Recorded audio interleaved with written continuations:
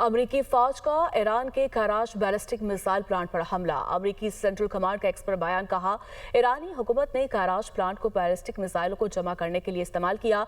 ये प्लांट ऐसे मिसाइल तैयार करता था जो अमरीका पड़ोसी ममालिक तजारती जहाज़ों के लिए खतरा थे। अमरीकी फौज ने दुरुस्त मिसाइल इस्तेमाल करके कराच प्लांट को तबाह किया। सेंटकॉम ने कराच मिसाइल प्लांट की तबाही से पहले और बाद की तस्वीर जारी कर दी।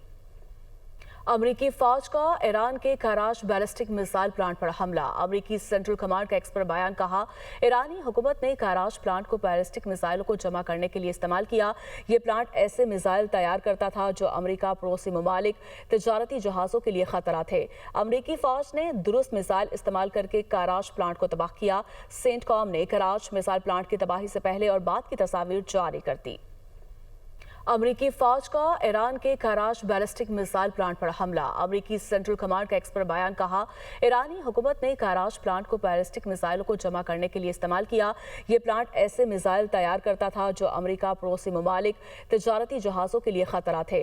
अमरीकी फौज ने दुरुस्त मिसाइल इस्तेमाल करके कराच प्लांट को तबाह किया। सेंटकॉम ने कराच मिसाइल प्लांट की तबाही से पहले और बाद की तस्वीर जारी कर दी।